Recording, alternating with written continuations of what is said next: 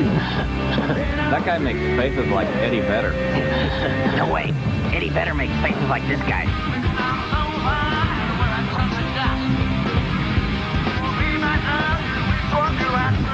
By the summer of '93, Stone Temple Pilots were making the rock and roll round and gearing up to tour. They made the head-turning decision not to go on the road with Aerosmith, but to take part in an alternative package deal dubbed the Barbecue Mitzvah Tour. This is really only our fourth tour, the only time we really had a chance to actually show people what we're about, and we just thought it was a better idea to hit more intimate places. Normally at a concert you walk away spending probably $50 a person or something. It's more money than people can really afford, so we wanted to just, keep it low. For seeing three bands, it's a good show for $15. STP's concern with affordable concert going and alternative ticket methods continues through today, as well as their concern of treating fans to the type of rock spectacles they were weaned on. We just kind of wanted to just give something people can leave and really talk about, Like the Kiss thing, you just got to find ways to keep yourself entertained, whether it's running out with a jock strap on or whatever, you know what I mean? Just to keep yourself entertained. But the fun of touring began to wane. An incident involving an alleged shoe-throwing fan and Weiland and Roberts' angry physical response earned the boys a lawsuit. Meanwhile, their disillusionment with the music industry grew as touring took its toll on them personally. We should have quit touring after that point. Basically, it felt like all we were doing is making other people money, and with that we had to deal with in some of the media in the last, year really began making supporting that album a job and not fun anymore. Ironically, in the midst of an antagonistic relationship with the press, STP were on top.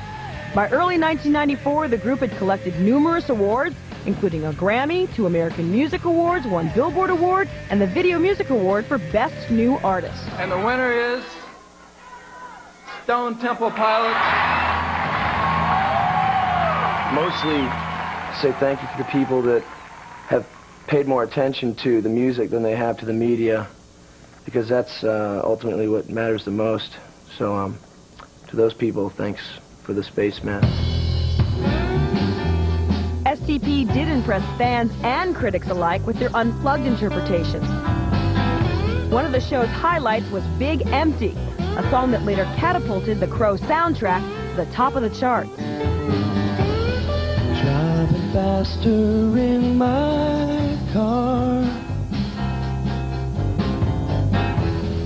falling farther from just what we are. Since we've been rehearsing for the show, it kind of brings you back to that initial feeling that you had that it really originally inspired you to feel and to write.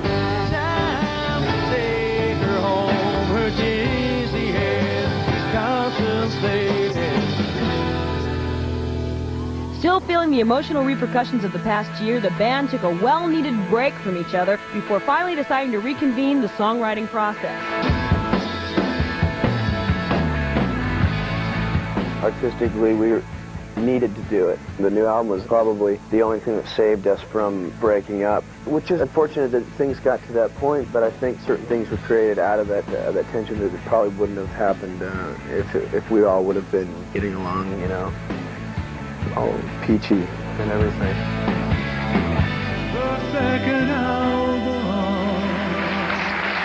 Our next guests currently have the #1 album in the country. Congratulations. Very, very impressive.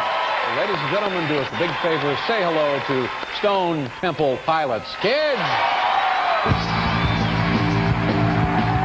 I thought it was a valid growth from Core, and there was definitely different emotions thrown in that we were all feeling. Lyrically speaking, the words are from a much more personal perspective. It's because of experiences. It means a lot more to me because of that.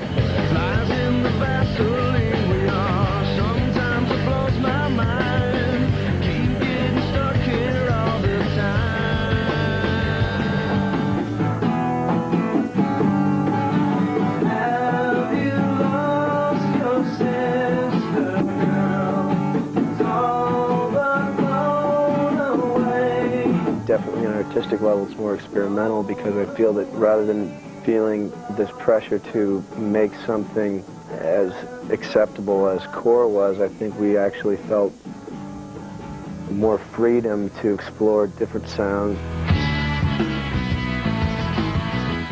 Interstate Love Song, the second single from Purple, was huge, spending a record-breaking 15 weeks at the top of the album rock chart.